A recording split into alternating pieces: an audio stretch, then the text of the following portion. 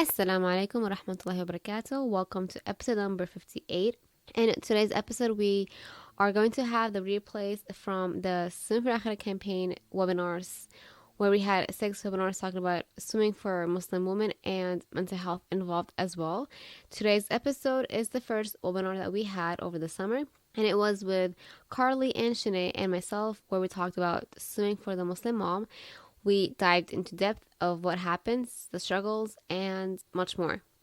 If you're not part of the Facebook community Purposeful Fitness with Coach Ola, we invite that you come over and join us where we are staying active, doing free challenges, and helping each other move forward. If you have any questions, feel free to ask me at bfitforakhira@gmail.com. You can also head over to social media at bfitforakhira. Have a wonderful day and enjoy the show.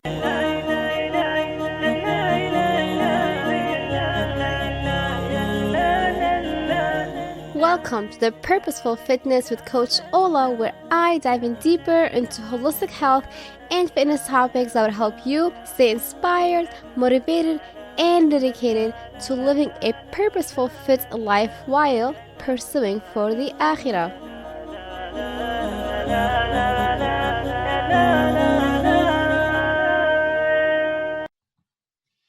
Welcome everyone to our first webinar, part of the Swim for Akhira campaign. We are so excited to have you here.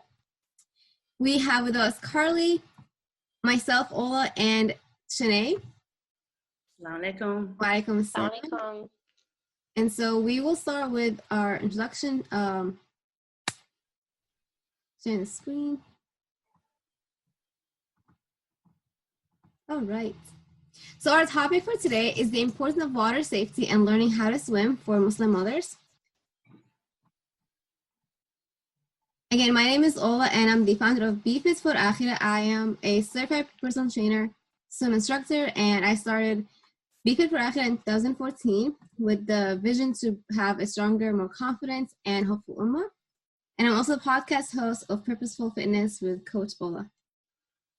Our first speaker here is Carly, and she's a dedicated mom of 4 athletic kids, mashallah, between 9 and 16. She began her journey as a competitive swimmer at age 8, and she aims to provide hands-on programs, encourage, guide, motivate, and inspire female of every age and ability to engage and take a charge at their well-being and achievements of their set goals.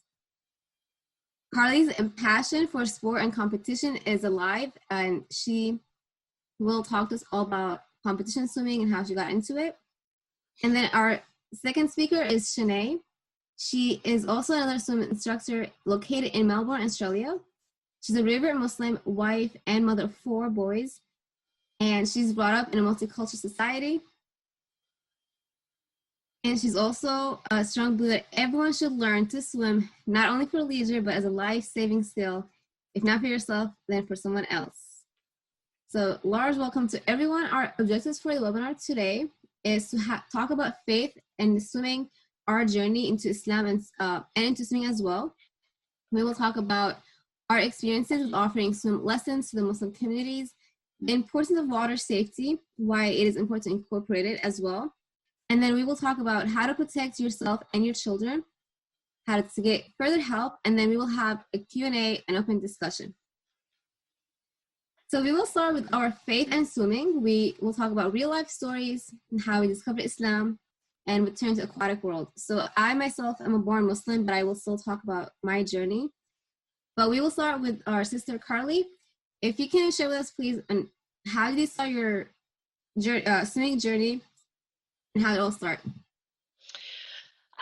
So I grew up with a lot of exposure to water from the time that I was young. My brothers played hockey, and I was always I found myself in the water. So I had a family, like cousins of mine and my mom's actually, that had an indoor pool, and she was a lifeguard and swim instructor herself. And from the time I was very young, before they had children, I used to go there all the time. She basically just put me in the water and taught me how to swim from the time I was maybe 2 or 3. And I just couldn't, I just fell in love with being in the water. We had a cottage, so from May 24 until September, Labor Day weekend, I was in the water every day all summer. Well, at least from the time school was out.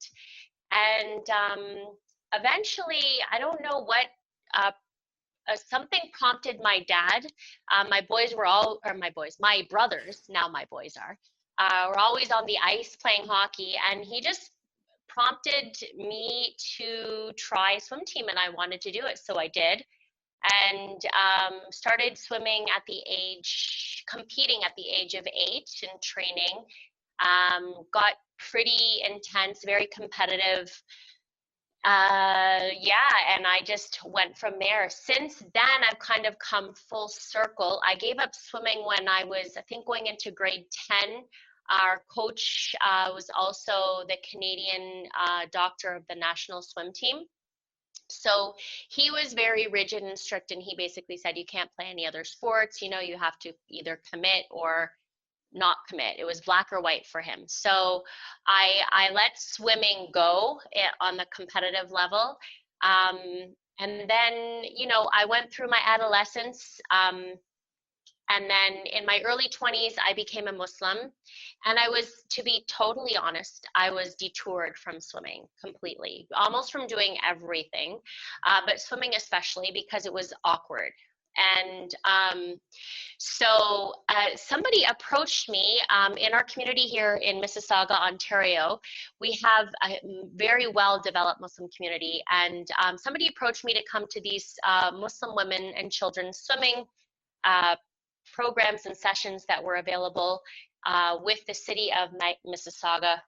They didn't run them, but they rented them the pool.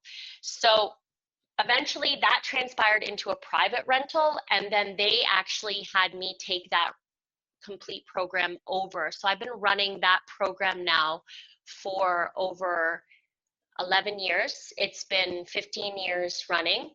And alhamdulillah, like, it is one of the most progressive and established swim programs probably in Canada for Muslim women and children. So we have everything from adult level 1 to 5.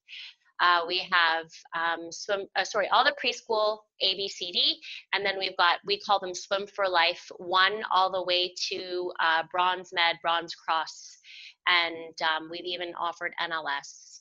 So it's been fun. And then I teach aquafit, so I'm the aquafit instructor. So it's sort of came full circle eventually, even though in the beginning it was very hard to go swimming and feel comfortable with it, but alhamdulillah, now I've sort of found a way to make it all work. That's amazing, mashallah. And Shanay, would you please share with us your journey of swimming and how it all started? Yeah, so I was introduced to the water young also. My mother and my sister don't know how to swim, so I think my mother was like making sure that that I was water aware and so forth, but I loved it. I loved, you know, even being in the bath, you know, as a young child. So I had actually completed our local pool centre, their swim program by a young age, maybe 8 or 9, but I used to only go when it was like school holiday period. So, you know, they had intense courses at the time, and I completed that along with survival skills. And so I actually still use those survival skills and teach them onto people today, you know, so whether it be children, whether it be the women I teach, it's something that's it's remained in my mind. And I think, you know, teaching and sharing that knowledge onto other people, I think they will keep that in their mind and hopefully even pass it on at some, you know, future stage. So I actually reverted at about 19 years old, just before I was married and so forth. So when I had my children, I introduced them to water very early as well. I had them into swimming lessons. I used to take them to the local pools, and then I used to get them into lessons as well. And so still to today, they still, my younger ones who are 9 and 11, they're still doing swimming courses. but my other ones have sort of completed up to a squad level. I don't know, like, I know there's differences in levels between sort of Australia and America and so forth, but they would be at a competitive level, if that makes sense. But they just didn't pursue it, that's all. So yeah, as I reverted, I actually didn't become a hijabi until about 4 or 5 years ago. So I used to wear still modest clothing, but it would be like long shorts up to the knee and maybe a t-shirt as such before I became hijab. But since then, I actually have, it hasn't stopped me in any way. So water's still a big part of our lives. We still go to the beach. We still have holidays where it's around the pool and water sports and so forth. So I have never lost the passion for it. If anything, I sort of just strive and revolve life around it, if that makes sense. So yeah, so then I became a swimming instructor a few years ago. I do still teach preschoolers, majority of my swim lessons. It's only because of the hours that I work, or otherwise school groups. So, you know, school education will include swimming classes generally. And the schools bring through, the centre brings through school groups for a couple of weeks at a time. So I'll teach school-age children roughly up until about 12 to 13. So it's our primary level school. And so, yeah, I've also worked with children with special needs as well. I find that so rewarding. They love the water. And to be a part of that, you know, it's just one of those rewarding jobs. And I think if you have the passion for it, you know, and sharing those moments with other people who have come from, you know, a 5-year-old child standing in the corner of a pool not wanting to move, to seeing them swimming laps within, you know, a 12-month period, it's just such a rewarding experience. And so, yeah, so also my centre has established a women's program that I oversee. So the women come in and they can be even grandmother level, you know, so they've got grandchildren and it's their first time learning to swim or being in the water. So providing environments to make them feel comfortable, safe is important, because they would have had experiences from a younger age where they weren't exposed to maybe a swimming environment, whether it be for Islamic or cultural upbringings, but also having an area for women in general just to come and swim. So some who already might know of some swimming abilities, and then working on their stroke techniques and so forth. So they might be able to swim on their back, but they might not be able to swim on their front. So, you know, just working with, you know, all different ages and experiences is just, as I said, rewarding.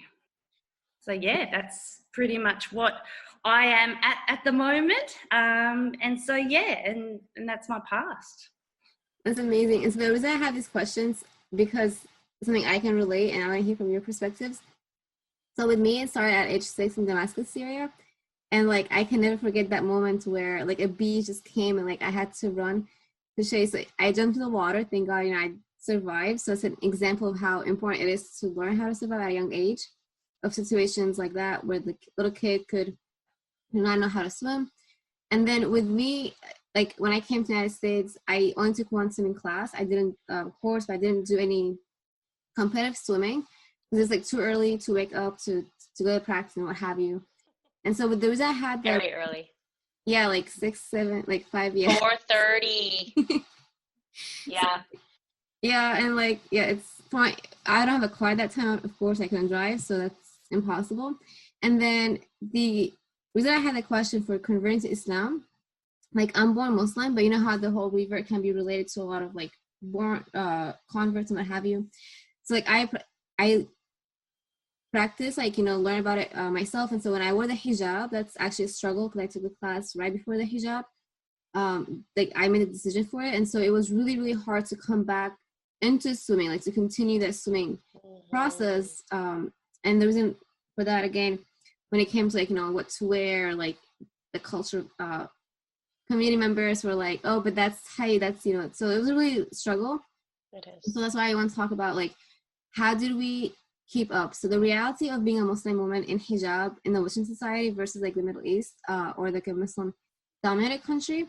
So let me start off again with Carly to tell us like, what have you seen from your experience, the reality of being a Muslim woman hijab in Canada? Because you're in Canada. Right. So, alhamdulillah, I myself, and I would say the community at large, have sort of come a long way. I know a lot of people that I know who are like-minded like myself, are swimming in the water, and we're going to beaches and, you know, those kind of things. However, there's still a large part of our community whom, when I do go to beaches, I will see Muslim children in the water and the Muslim parents just on the sidelines watching, because they're either scared, they can't swim, or I'm not sure, like they're not dressed for the water whatsoever. They could easily drown in whatever they're wearing if it's too heavy and too bulky, or they'd struggle in the water, I guess I should say. I won't say they would drown. But I just find that there's been a lot of growth in terms of water exposure and being comfortable in the water. And there's still a lot more room to grow here as well. So thankfully, you know, we have a lot of access to different swimsuits and designers. Even if you go to our local Walmart, you can get some pretty decent long sleeve swim tops and long tights and cover-ups to wear, and so it's affordable. Some people, like you said, will judge and say no, that's still not appropriate, and you know, you can pick and choose and do what you want. You can stay between your four walls all your life, but for me, I had to stop living like that because I was executing that kind of lifestyle when I first converted, but it wasn't fair to me. And it's the sunnah to swim, right? So I turned a corner, especially once I started facilitating and coordinating this program. And as my kids are getting older, and you know, we go to a cottage every year, we go to different beaches, and we just need to make sure that we're able to swim, but in a way that is safe and within our guidelines. Yes. So I'm smiling because when you said Walmart, that was like my first ever like swimsuit from Target on clearance. Yeah. And I'm like, it's a sign Allah wants me to continue swimming. Yeah, honestly, Yeah. I bought some expensive ones. I had a Nike one given to me, but I get by a lot on those Walmart combos because they can have some good deals on some good things. So it works. Yes. And so, Shanay, what about you in Australia? How is that? Yeah, so I am sort of around a large Muslim community in the area that I live in.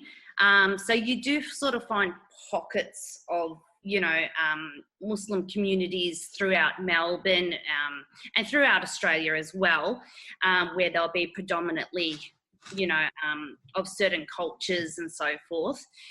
But I think over the last maybe 5 years is where I've really seen growth for Muslim women, not only just for the swimming industry, but also physical activities. They're a lot more aware, especially sort of women my age through to, through to the next generation. So the women born in the 90s, they're more aware of being active and more into the fitness and so forth, compared to what it was maybe, you know, over the last 20 or 30 years, if that makes sense.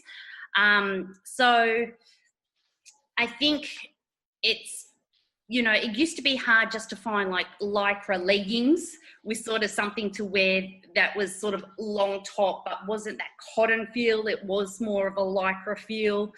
And then I was introduced to Speedos and Speedo modest wear. And that's what I pretty much, we're in isolation at the moment. Melbourne's in lockdown with the strictest regulations in the world due to the coronavirus. And I'm still buying swimsuits. So, you know, it's definitely a more variety. There's local shops that will have suitable swimwear, especially for, you know, hijabis. So it's definitely more of it's more established over the last few years. And I think that there is an awareness that people want to be in the water. They want to be able to feel comfortable. They want to be able to walk on the beach and, you know, and not be exposed to such, but not be completely covered to a point that, you know, that, as you were saying, that they would struggle to swim in, you know, like, so they avoid the water, but then also they've got a fear of water. So the way I saw, the way that I actually knew there was a need for women to swim was when people found out I was a swimming instructor. It actually I had so many conversations with women saying to me, if their child, you know, they'll have swimming lessons for their children, or they'll take them to local pools. But if something was to happen to their child, they would have such a fear that, you know, they would watch their child in distress, but wouldn't be able to save them. Like, they just wouldn't have that, you know, that urgency to get in there and to grab their child. And to me, that was just such a, you know, profound moment that I went, wow, I could never, like, you know, my first instinct would be to get in there to, you know, to save my child, whereas their fear would actually overcome that instinct. And so that's why I just felt like, no, this needs to change. We need to be able to have women to be confident, just to be able to be comfortable in the water. They don't need to be professional swimmers, but there is also so much joy to be had around water, and there's so much opportunity around, you know, Australia as such, you know, we're our largest island.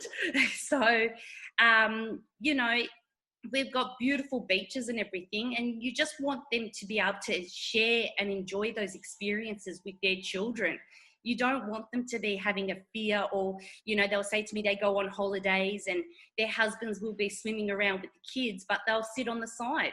You should be in there. You should be, you know, being a part of it and making beautiful memories. And yeah, that just gave me such a drive to want to teach women in particular, just to help give them that confidence, you know. It's yeah, and you just don't realize how many people actually want to do it, but just not having the environments to learn or to feel safe in. So providing those places for them is, yeah, really beneficial. Mm-hmm. Yeah, so like we had Canada, we had Australia, now it's the USA time. With me, my experience of in the United States, I agree, like I'm smiling because like everything you've said, like I've experienced myself as well. So for instance, before COVID, I had a mom who came and, you know, she wants to learn how to swim. She's like, oh, like, you know, all my kids. And it's like, what about me? And it breaks my heart when I hear these stories. Like, they put their kids every time, like first, but then like they leave themselves at the end. It's like, why? And then I'm thinking of the time that I went to Rehoboth Beach in Delaware. And so when I drove, like it was me, my mom, and my friend, and I was obviously the only hijabi like in the car with them.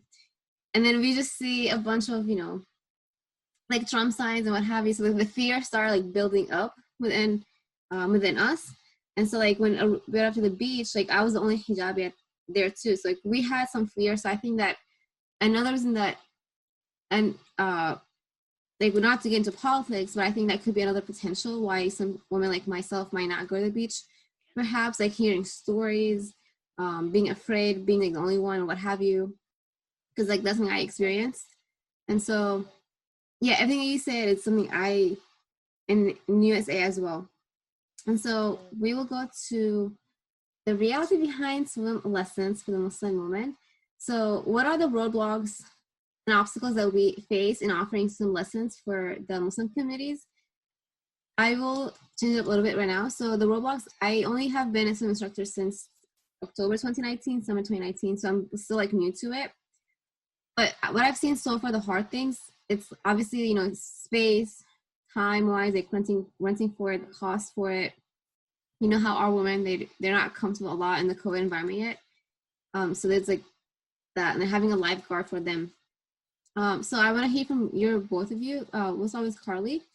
What have you seen so far, like in terms of roadblocks and obstacles with swim lessons?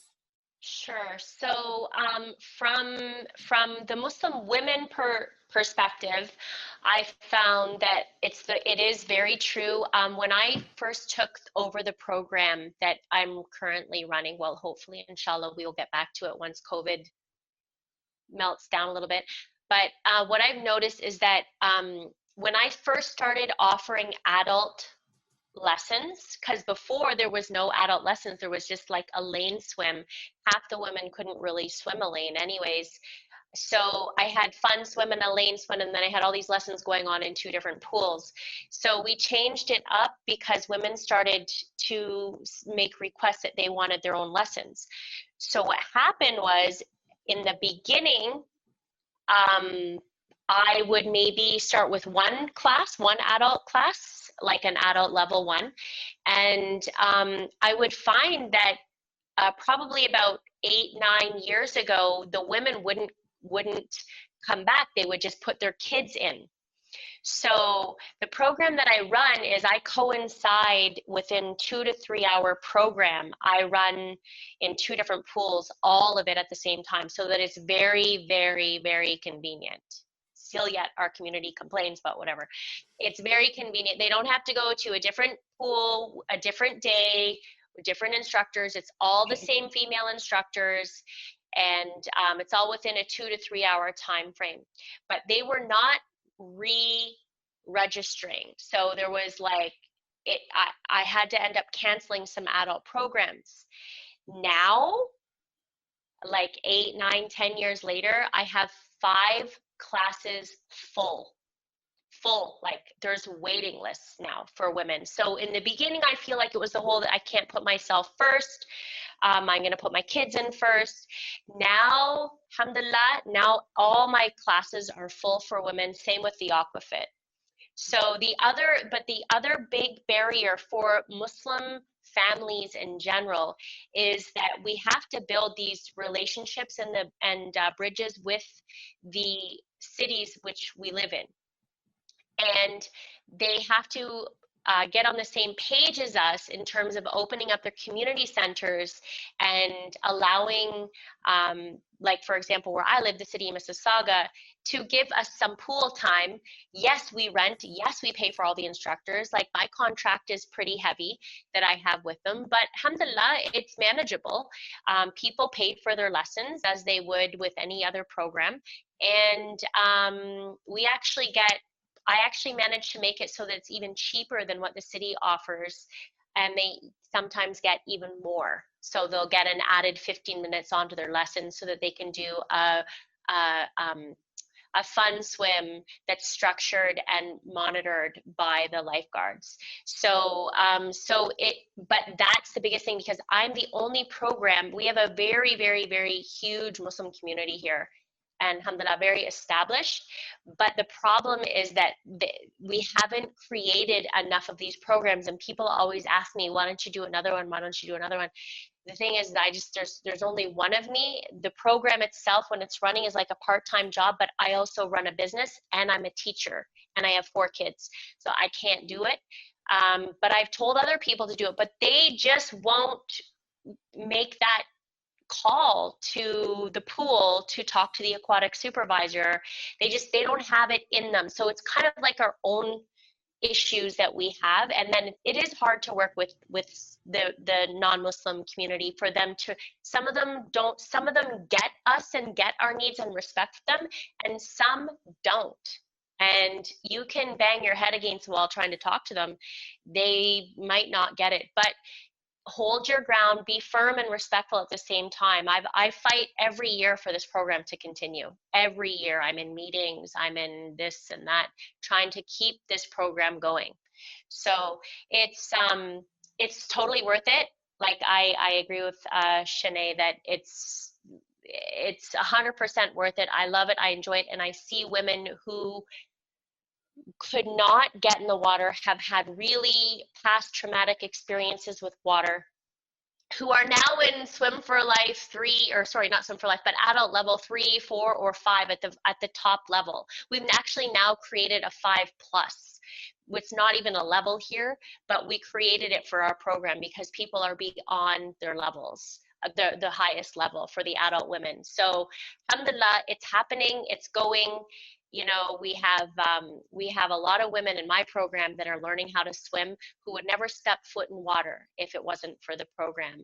They were completely terrified of the water, actually. So alhamdulillah, it's been good, but there are roadblocks, but we need to push the roadblocks out of the way. They're there, we can remove them, but if we're just staying idle, it's not going to happen. I'm not a swim instructor, but there is a program in the Atlanta area run by a group called Muslimas Indoor. Oh, yes, yes. One of the things that they invited me as a guest, and one of the things that I remind the women is, just like your faith, you can't save someone else until you've saved yourself. The water is the same way. If you can't at least swim and put a buoy out to someone else, you can't save your children. Just like your faith, if you don't have a basic understanding of Islam, you can't give that gift to your children. So I definitely applaud what you guys are doing, because I understand what it is to be a mom and to work, and then to have that as well. I know setting up those programs is not easy at all. Alhamdulillah, not easy, but worth it. Yes, definitely worth it. And my experience is so different. My father is Caribbean, and I've swum all my life, and I can't fathom the pressure that some of these women feel. And then to hear their stories, and I have to sit back and say, wow, I've never experienced that. I've always known and enjoyed the water. Mm-hmm. Yeah, definitely. Yeah. May Allah reward you. I mean, thank you. Thank you for sharing. And by the way, everyone, Khadija will be on our webinar, inshallah, next Sunday. So stay tuned. Cool. Thank you, Khadija, so much. She's a triathlete. And that reminds me of President Memorial Foundation that I learned about in New York. Their story is really interesting because it started with a 9-year-old girl who drowned while saving someone else's life. And now the mom turned that story into her mission to save, to teach Muslim women out in New York about it. So it is really heartbreaking to hear all about women, like our women, putting themselves last, and it shouldn't be. And I think another roadblock that I've noticed from my experience is also the comfort level, like the confidence in themselves, the clothing issue, tightness, and just like there's tightness. I've spoken with, someone who follows me on Instagram. She's like, my age. Again, in a university, in the whole, like, up in New York, from fear, like, guys watching her, and she's still not comfortable around that part. I'm like, so it's a lot of that. So what can we do to inspire and to help more Muslim women into swimming, aside from like offering swim lessons that we do? I want to hear from Shanay, and then actually we skipped you, Shanay. I'm so sorry. Would you please kindly share with us what you've seen happen in Australia so far? So there's definitely more awareness these days for the need for it. So we have a number, I wouldn't say a large number, there is a small number of centres that now allows like just like an aqua play type, like as Carly was saying, like a fun time that they actually shut down the centres. So it might be like 5 or 6 o'clock on a Sunday night, and they open up for just women only for 2 hours. So women are happy just to be able to be in the water, but many of them, you can notice, aren't swimmers as such. So it's not like they all just get in a swim lane and start doing laps. They are just sort of there having a little bit of a play, you know, and just enjoying the water, which is absolutely fine. But you see that there's not actually many swimming lessons as such offered in those times. But I think one of the roadblocks, as Carly was saying, is that there's just not the ability to have it offered full time across many centres, you know. So even with the lessons that I offer, there's limited times that it can be performed because, you know, I put up a privacy screen as such. There's no male presence around. We have female instructors. And so there's only a limited time that the centre can actually allow for that to happen. But that doesn't work in with everybody's schedule for, you know, 2 hours a couple of times a week. You know, some might want it in the morning. Well, that's not going to happen because there's other swim programs that's on at the time. Some want it late at night. The centre's not open as such. Does that make sense? So I think just having the availability for more of a, you know, it's not like I want to just say like discriminate against males at all, but it's just, you know, it's hard to find somewhere that's compromised for, you know, these times are for women and maybe providing half of the day for the women, or even half of the time for men. You know, men want to learn how to swim. Statistics actually show it's men who actually drown more out of everyone. Men are like 75% higher at risk of drowning, you know, for a number of factors.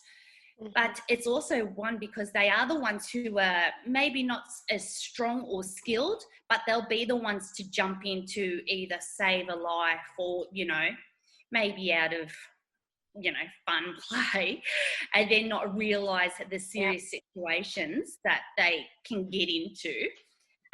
So I'm an advocate for everyone learning to swim. It's not just women, though I am totally encouraging all women to swim. However, I do see the need for men to have it. So being Muslims though, understanding the religion and needing segregation for, you know, both genders to be able to practice, there's just not those facilities as such. And I think that's what needs to be made more available for people, to be able to give them that confidence, to be able to, you know, find those centres and actually feel comfortable in it and know that, you know, they're living the religion correctly, but they're also learning, as you're saying, Carly, you know, swimming is sunnah. It's, you know, it's something that should be taught. And so our beloved Prophet Muhammad, you know, may peace and blessings be upon him. He was, not only was he encouraged from a young age to, you know, to learn how to swim himself, he also passed that knowledge on to fathers, onto men to actually pass on that knowledge, along with horse riding and archery and so forth. So, you know, swimming, it's not like it's a new sport or anything. It's something that's actually needed as a life skill. And so I think the roadblocks is just not having the availability to be able to know that we are still doing it right by our faith. And so just being able to give those opportunities is what we need to encourage. Thank you so much for your insights. It gave me a lot more insights as well. That reminds me of lifeguards. That's another whole topic because I experienced it when I was working with a local Islamic school, private school. That was one of the obstacles. The availability had to be around the lifeguard. So it's not just like about our time, the lifeguard's time. And then another obstacle, like it would have been better if I was a lifeguard certified as well. Would have saved a lot of, those issues. And then that actually is a really good segue for the next question is how can we inspire and help more Muslim women? And I think that is to get them certified as well, because like Carly said, it's only one of us. We cannot multiply ourselves, but we can multiply ourselves by getting them certified, and then they can also take what we learned, so we become their mentors, and then we mentor them how to go, because we've been through it already. Yes. Any more insights, Carly? How can we inspire them? Yeah, so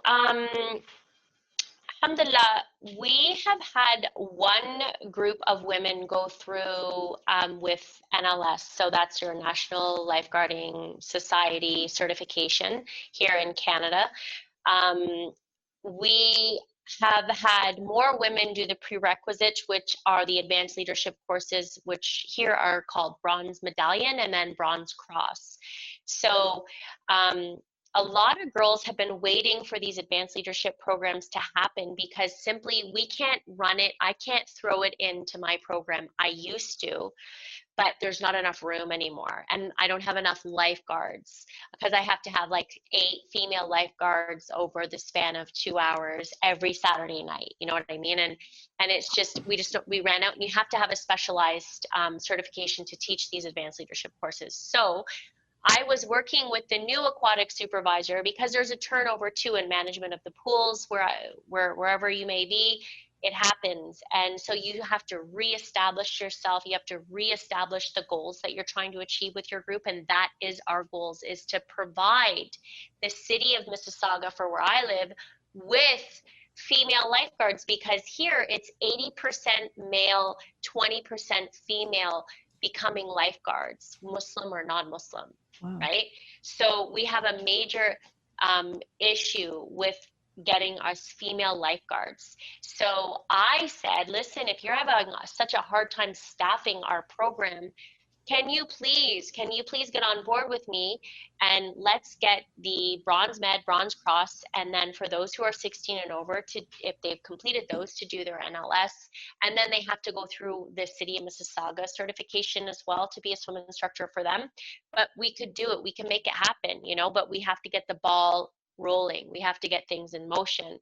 So right before COVID, we had a meeting. Right before the lockdown, actually, and I had no idea it was coming. The lockdown was coming, neither did she. And then it just literally within a couple days, everything was canceled. My program was canceled. Everything was off the board. So I feel like we have to just keep on pushing, and we have the girls, when they get exposed to swimming, they want to keep swimming. I have a girls that I can name off the top of my head who want to be lifeguards, and it's a great job to have as well. It teaches you, all your first aid, CPR, head trauma, diabetic comas, like you name it, you're learning all this stuff, spinal cord injuries, whatever, head injuries. So you're learning all this stuff for your own self and to help others with, but now you can transfer this over, you can create a job out of it, and you can help our community grow. And that's what I'm trying to do. But man, the obstacles that I faced with pool time availability, the young girls want to do it, and I even have some girls in their 20s who want to do it too. So it's, the desire is there, we just need to it's, again, for me, it's working with the allies, which are the people who work for the city here. Really, with that lifeguard situation, like I'm smiling a lot because it's not easy as like it is like a lot of easy, but at the same time, not everyone can do all this on the strokes. So like that's another like topic, how to teach them the strokes correctly and then get them into it. But then Shanay, may I ask like any final like remarks on how we can inspire them into swimming, inshallah? Yeah, so I think having the awareness that there is the availability for, you know, women hours or female hours, whether even if they're teenagers, because I think, you know, you do have to educate the younger generations, of course, and I think that filters through to, to the, for the future, but also through their parents as well. And so it encourages them, I think having like mother-daughter time, where they can both go to swimming lessons together, or, have that time together. Not only is it a bonding experience for them, but having that facility that both generations can learn. So definitely having the awareness that there is now the availability of these things out there for them. A lot of people, even non-Muslims, when they first started attending lessons at my centre, they actually were commenting on, they weren't aware that there was this program was available, and locally for them. And so, as I said, it's not just about Muslim women, but women just want to be in an environment where they feel comfortable. They don't want to be at local pools and maybe feel like they're struggling a little bit, or, they swim a little bit and they stop, and then they'll swim a little bit more and then they stop. But they feel like people are watching them, even though they might not be. But it's just that sense of insecurity that, they just want to be in an environment that people are on the same level as them.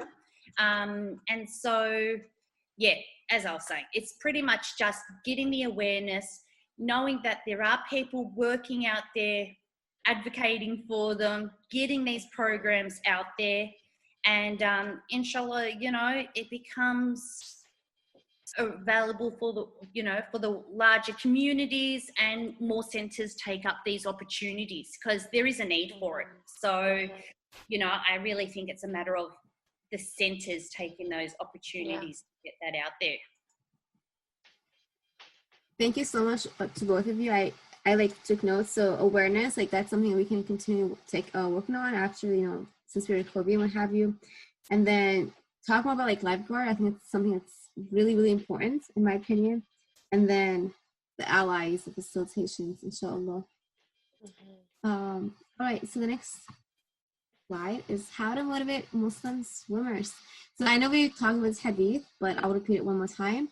Exactly, our Prophet Muhammad said, any action which is with remembrance of Allah subhanahu wa ta'ala, except for 4, walking between targets, training one's horse, playing with one wife, learning how to swim, and then learning how to swim is there. So that's something that we all should continue. And I added my story just for some sense of humor, because that's something I experienced, which is why I'm propelled forward to talk about this. Something it took one lady to tell me that I cannot become a certified swim instructor just what I wear, and I proved her wrong. So that's one story. Okay, so water safety and why it is important to talk about it in the Muslim communities and families, and how to get started. So of course, CDC reports says that formal swimming lessons can reduce the risk of drowning by as much as 88% among children aged 1 to 4, highest risk age group. And it takes only 1 moment, as we both talked about.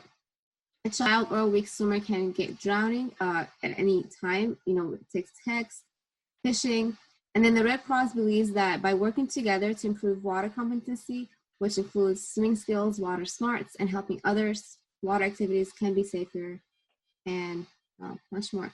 So from your experience, when you talk about swimming to the Muslim communities, how is their perception? I want to hear, your perspectives on that topic. Go ahead, Shanay. Yes, go ahead. Sorry, can you repeat that a little bit? Can you repeat that again? Sorry. I will. And there's why I asked that question. So from your experience, when you talk about water safety and talking about it on land, you don't have to be in the water right away. How is the perception from the Muslim moms in Australia? No, fearful, I would say. but it's just not having that knowledge. So when I run programs, I ensure that floating is things, floating, treading water, or sculling. Yeah, so sculling, treading water.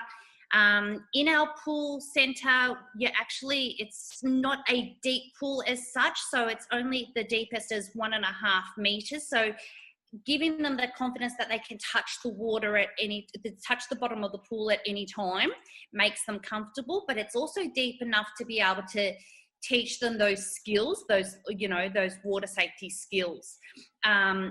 So treading water or sculling, I think is not just a life-saving skill. It's just a great skill to have even leisurely, because there's times when you can be on the beach or in the water, and even if you're up to your knees or your waist, as you walk along, you notice those pockets, and all of a sudden the sand comes out from underneath you and it just sort of dips down and you sort of, fall into it. But if that's happening and you get a shock by it, panic can set in. So not being able to get yourself out of it, and just as a matter of learning how to lift your body up to keep the head out of water to give you a chance to breathe, having that skill just alone is, encouraging enough to be able to say to them, no, you need to learn these kind of things, you don't need to necessarily be perfecting technique strokes or anything like that, but treading water or sculling will move you to different parts of the pool or beach. Does that make sense? It's a joyful way to get from A to B. And also it is a matter of rescuing and so forth. If you accidentally fall off a pier or a bridge or off a boat or anything like that, that's what's going to save you. Does that make sense?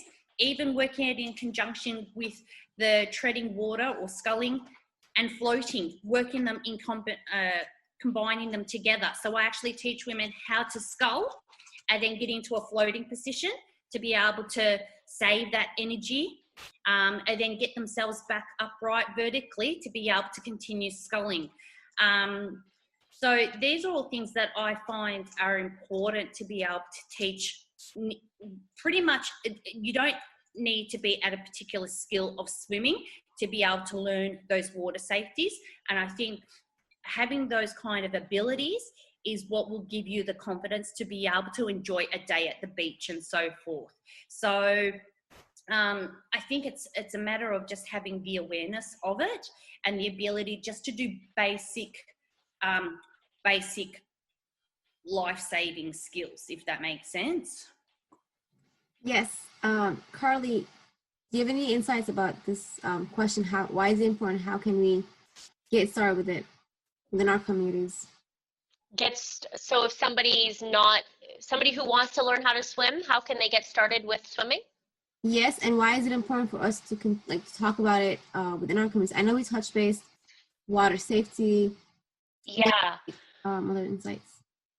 Yeah, so I think it's very important for a few reasons. I feel like parents have this natural ability to sort of, whether it's a good trait or a not so good trait, but they sort of, whatever they're feeling, sort of they can spread it over their children. So if I know parents who have extreme fear of their kids in the water, or being around water, and that water's bad and water's, lots of things that are not good, maybe because they had some post-traumatic experiences, or maybe it's because that's what they heard growing up. I'm not sure, but I feel like people need to start with the right mindset. And for those people, anyways, there's different groups of people within our community. So for the people who are, I don't want to say anti-water or anti-swimming, but like they just have this really this fear that's not really rational. It's not really legitimate.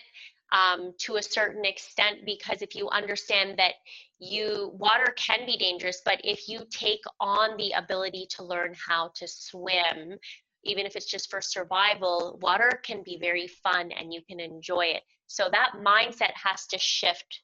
The other thing is that I work with a lot of people who are just in love with the water and have so much joy in the water, and they're already enthusiastic and they're very grateful for the opportunities that they're given in the water.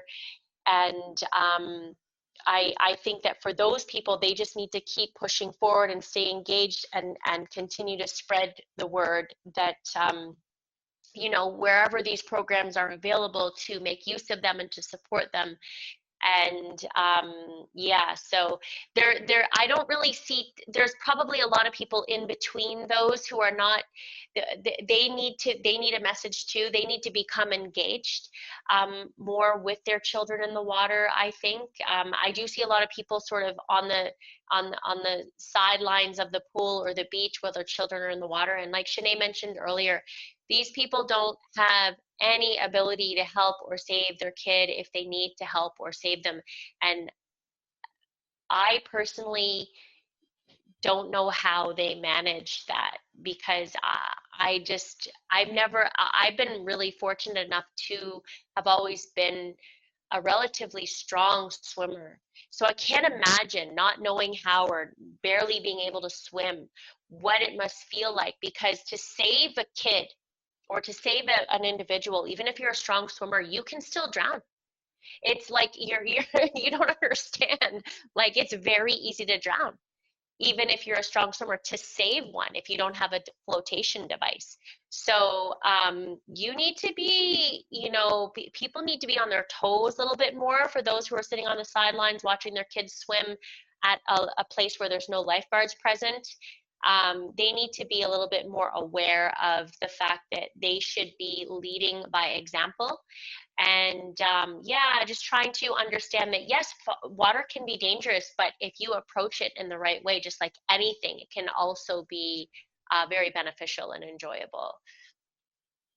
Thank you so much to both of you. So I'm gonna come from an angle of, like, you know, I don't have kids yet, but I've spoken with moms, and so like one mom said to me, you know, because I come from like the mindset of, like, I want to host workshops and what have you as I'm developing, growing the business.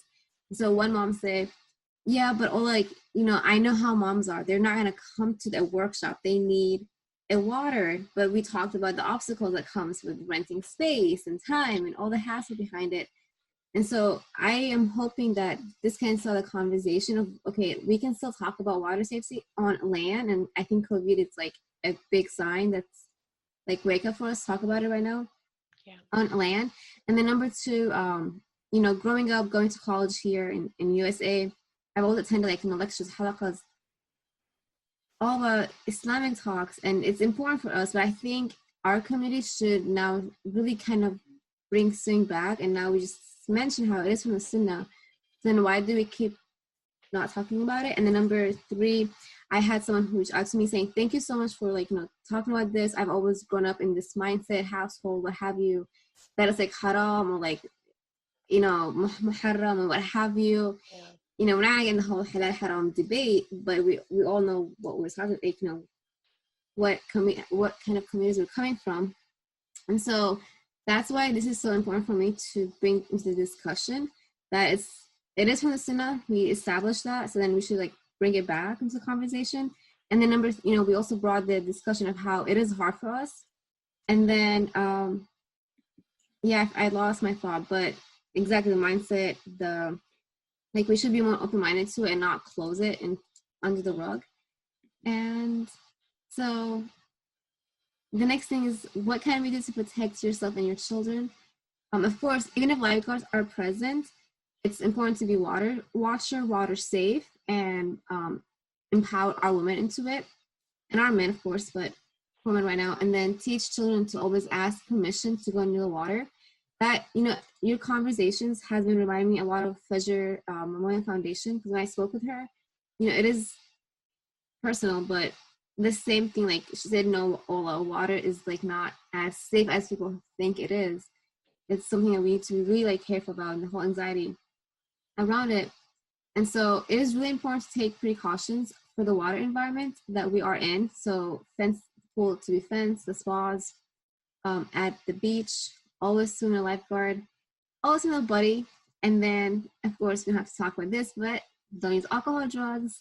And then wear a U.S. Coast Guard approved lifeguard. And these are coming from Red Cross resource. And then go get swim lessons. Mhm. So now we are open to Q&As. Our audience, please feel free to ask us questions. We are here to answer them for you. Just use the chat button and then you're ready. So where can you find myself? You can email me at bfitforakhira@gmail.com. Carly, you can in home holistics, social media as well. And then our sister Shanay Hussein at yahoo.com.edu. So does anyone have any questions? I just want to say thank you. And also, as swimmers, to teaching people to have a healthy respect for the water. One of the biggest problems that I've seen is that Muslims who do know how to swim don't demonstrate all of the safety precautions that they should take. I've been swimming since I was 2 years old, and I've been laughed at because if I'm open water swimming, I swim with a can strapped to my waist. I learned as a child, even the strongest swimmer can get pulled by an undertow. Just like you said, if you're saving someone else, you can drown saving someone else. The proper way is to use a can or to use something, give them something, don't physically use. So like I said, once again, I applaud you guys for one, taking on the responsibility and being examples of water, one, learning how to swim, enjoying the water, and having a healthy respect for the water. So yeah. Thank you. Thank you very much. Thank you, Khadija. We do have a question. Gina asked, thank you, welcome, Gina. She said, Shanay, excuse me. I was wondering what you meant by sculling and how does that work in the water? Just curious what it meant, so interesting. So it is for you, Shanay, I'll let you answer it. Sculling, is it? Yes, so what do you meant by sculling? So sculling is moving your feet and your hands, giving you the ability to cause a downward pressure to be able to elevate your body up so your head remains out of the water so you can actually breathe. So causing a downward motion with your hands and moving your feet within a circular motion, whether it be like a bicycle paddle or egg beaters going sideways. It actually gives you the flotation to be able to keep your body up and out of the water to be able to breathe. The only thing you need to do is keep at least your face, at least your nose and your mouth out of the water to be able to survive, for survival purposes. So sculling is actually your hands. The movement is the name of it, but treading water is that whole motion. So if you're not able to touch the bottom of a pool or the beach or any surface, lakes, rivers, whatever it may be, if you cannot touch the ground, keeping your hand motions and your feet motions moving will give you that ability, and that's what sculling is. Yes, and it's also like a drill that we use in the water as well, yes. So she asked another question. What is your favorite thing about swimming? And if you could choose one thing, what is your primary motivation to be a swimmer? Let's start with Carly, and then we'll go to Shanay and I'll go to myself. So Carly, what is your favorite thing about swimming? My favorite thing about swimming? Yes. Oh, gosh. Well, I think now, okay, so from a facilitator point of view, my favorite thing is like the blessings of giving women opportunity and having women come to me and say thank you for doing this, because I would have never learned how to swim in my life if this was not happening. And they come with their children, and their girls are also learning to swim in my program. so from that point of view, that's the best thing for me, is the reward that I feel, and the appreciation that I'm given. For personally, I just love, now that I'm not a competitive swimmer. Um, when I was a competitive swimmer, it had to be the fitness, because I was in incredible shape when I was swimming. But now it's the pleasure that I have with my kids in the water, and my friends who also swim in the water. We are, whenever the summer months are happening here, we are around the water as much as possible, and that's where we go when we want to get away from everything. And having fun in the water is just whatever, whether we're boating, swimming, cliff jumping. I mean, something, we're just attracted to it that brings us together and gives us some relief from the city life and the heat. Yeah. Yes. For me, it's just essentially like what motivates me about swimming. It's being by myself, like my little bubble. The follow-up question to that is, what is your motivation to be a swimmer? That's a really good question. I'll let myself go and I'll go backwards. So my primary motivation to be a swimmer, I don't know, I think it's the competition mindset of it. Because like once you're in the water, you're kind of like, well, I want to get better. And like what I went through to become a certified swim instructor kind of build that like competition mindset. So that is like my motivation, is just kind of like improve myself and like that I can get better, and then I enjoy it as well. So Shanay, what is your primary motivator to be a swimmer? It's difficult to say a motivator, because I already am, and I don't actually see myself as a competitive swimmer. I never have been. I wasn't in that kind of mindset. However, I just love the feeling of being able to not touch the ground. We are so used to walking on land, and when you get in the water and you are not touching the ground and you can feel the water embedded around you, just holding you up, I think is it's an amazing feeling. SubhanAllah, the power of what water can do is beautiful. And that feeling of just that lightness, and it's sort of like a superpower, if we could fly, we probably would, like, so it's it's such a different feeling to just walking around on your feet all the time. Being able to sort of hold yourself in a bed of water is subhanAllah, it's a wonderful feeling, and that's what gives me the joy, that's what gives me the passion. So even as I'm teaching people, you'll generally tend to find me swimming alongside with them, so as they're swimming, I'm swimming with them. I won't just necessarily walk around just because I'm in the pool, and even though I'm with people, it's great to be able to do that kind of activity together. So that is definitely my motivation. Yeah, you said it like so well, mashallah. Carly, I think we already answered, right? Your motivator. So, sorry. Yeah. Did I give you a chance to answer? What's like your current motivator to be a swimmer? So for anyone who perhaps, I think I answered that. I don't remember that being the question, but I think I'm pretty sure I did. Yes. Yeah. Okay, we have really good questions. So thank you everyone for asking, and you're welcome to everyone that has been asking. So Khadija asked, or do you have any advice on initial steps to starting a program in our area? Either one. So I feel like I'm not very experienced with this. I'm gonna leave it to both of you, please. What advice on initial steps to starting a program would you give? On starting the actual programs? Yes, so like how you got started with offering swimmer for the program.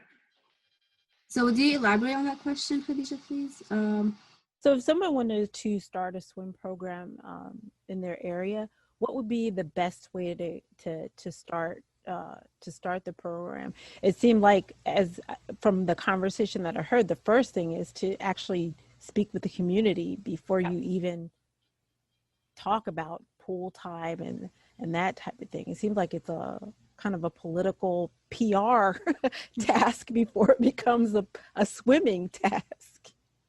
Look, I would honestly, sorry, I'll take the lead on this. I would be having that open discussion with the centre or centres that you intend to be able to run with.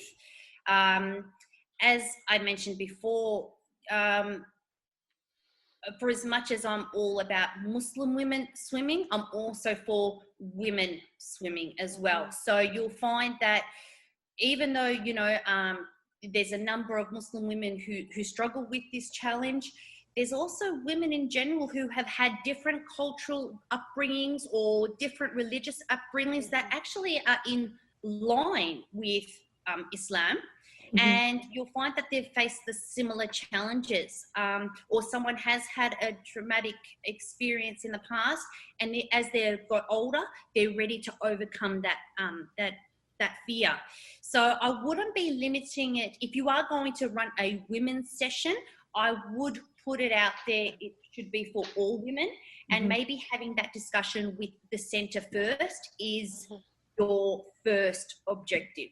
So yeah, so, you know, that's my perspective on it. But yeah, Carly, if you would have any, you might have more experience. I agree with women's only, or women and children. We have boys up to the age of 7 in our program. Once they hit 7, they're done. It's just always been that way, and I've never changed the rules since I started running the program. But I would say to keep it open. But in terms of really getting that will come. But in terms of getting the groundwork done, you do need to set up meetings with the supervisors at the community center. You need to build a rapport. You need to create awareness that there is a demand for this. They make money off of us. Like our program is a good program in terms of being profitable for the city of Mississauga. So they need to understand that, you know, you want to create maybe just an hour to start with. Start simple. Maybe just have a few beginner classes, an adult beginner and a couple of children's beginners, and maybe a preschool class, and start with that and build on that.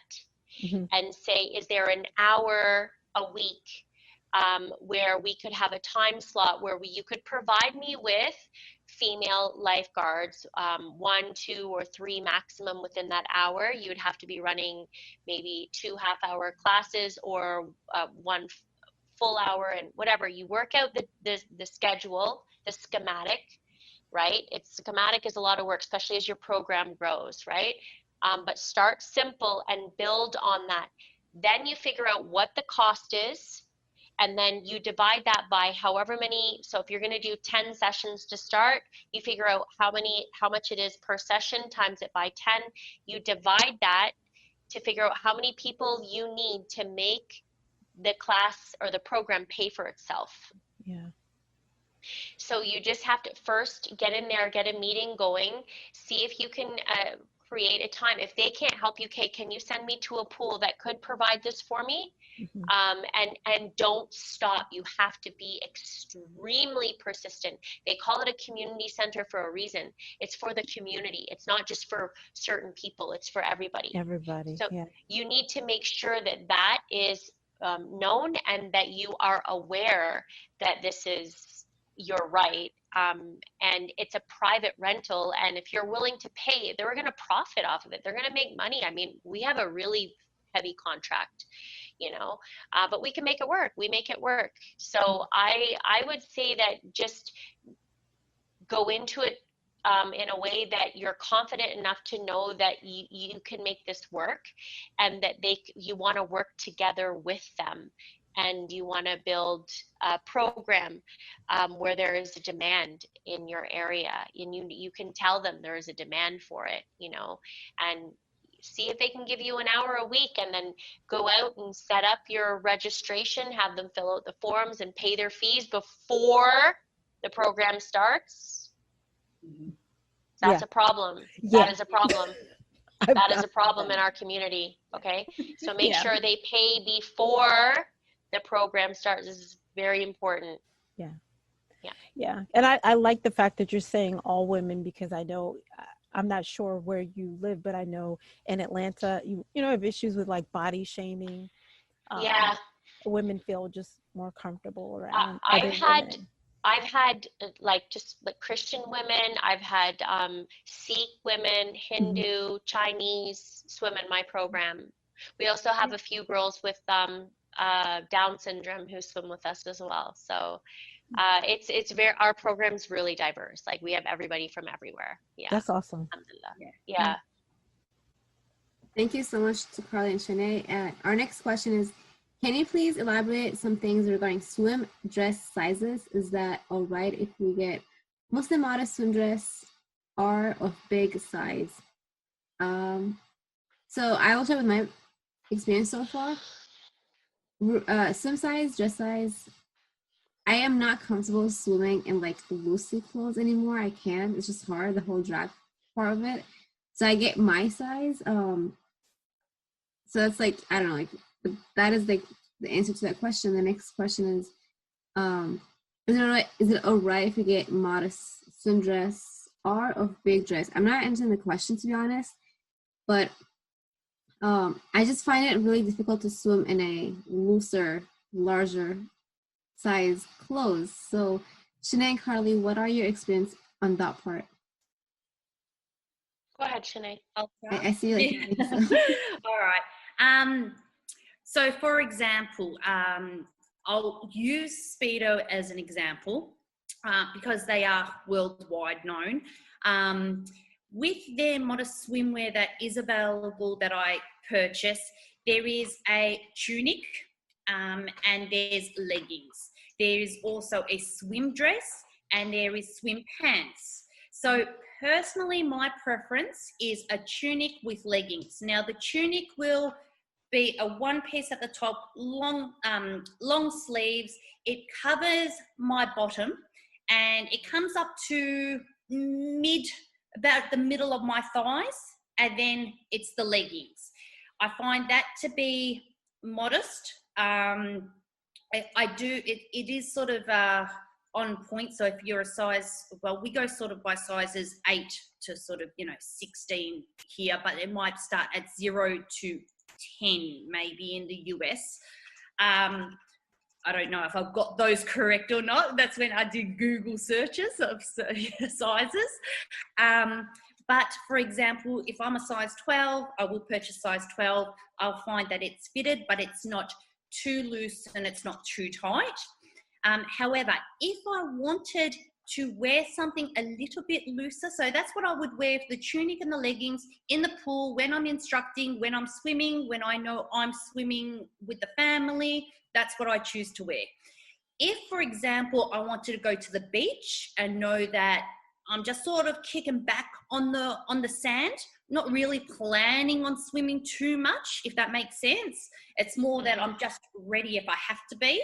I would get the Speedo swim dress, which comes closer to like above the knees, and you could get the swim pants. So they're not fitted like the leggings around the ankle. It's a little bit looser. So they're pants as such.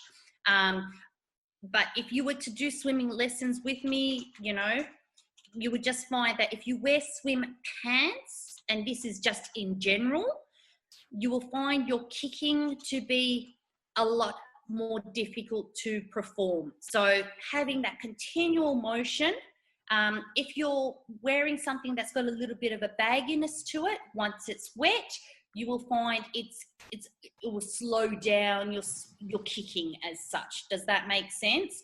Yeah. So yeah, definitely if you're going to the beach and you just want to be comfortable, that you want to put your feet in the water, you want to go up to your knees, you want to just sort of be, in swimwear attire, but something that's still modest, I would definitely go with sort of the longer dress, the dress and the pants. But otherwise, if I know I'm swimming for, I'm swimming for the day from breakfast to dinner, then I'm going with my tunics and my leggings.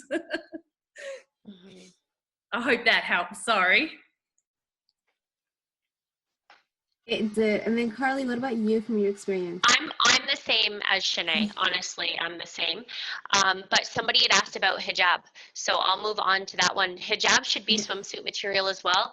It shouldn't be cotton because it'll weigh you down, and it can really be confining and inhibiting you from swimming properly.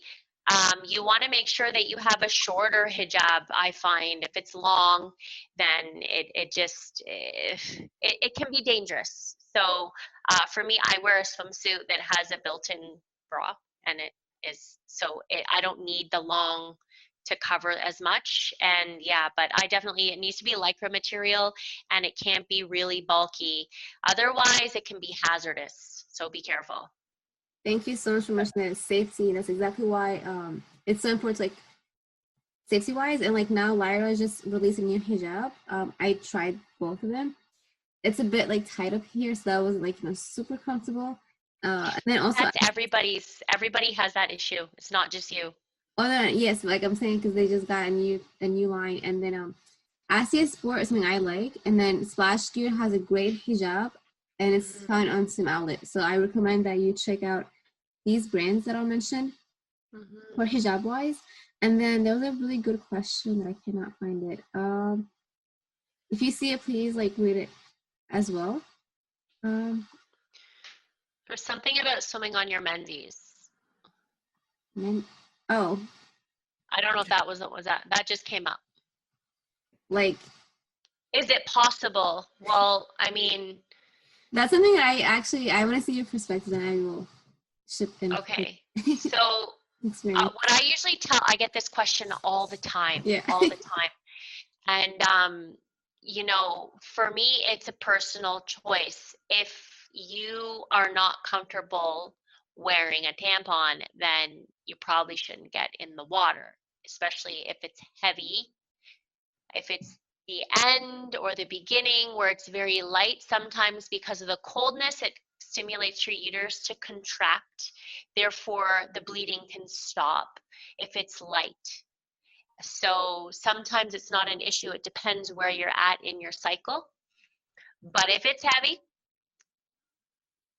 if you're not comfortable wearing a tampon, don't get in the water. It's embarrassing. It's not sanitary. Yeah. I'll let you answer that next if you have any perspectives. Yeah, I'm in total agreement. It is a personal choice. I'll find that I will generally be advised when sort of those cycles are about to occur. So, not to sort of expect people to come to their swim lessons, and that's fine. Personally, yeah, if you are not comfortable wearing the equipment to be able to, support that kind of cycle, then yeah, give it a miss. I don't know, but to be honest with you, I don't know sort of the Islamic teachings about it. I know culturally, people are advised that they shouldn't be in water in those periods. But you also have to think there are people who are instructors and can't sort of take a week off every 4 weeks from their centres. So you got to think it is possible, but it is a personal choice. And so for me, it's a bit difficult to talk about it like publicly, and because I'm not married, so for me, it's like that part when it comes to culture, like. People are telling me like I've grown up in that mindset, like don't use it, for that reason, and I don't know what. And then there are other Muslims who are like, it's okay to use a tampon. I'm talking about tampon wise.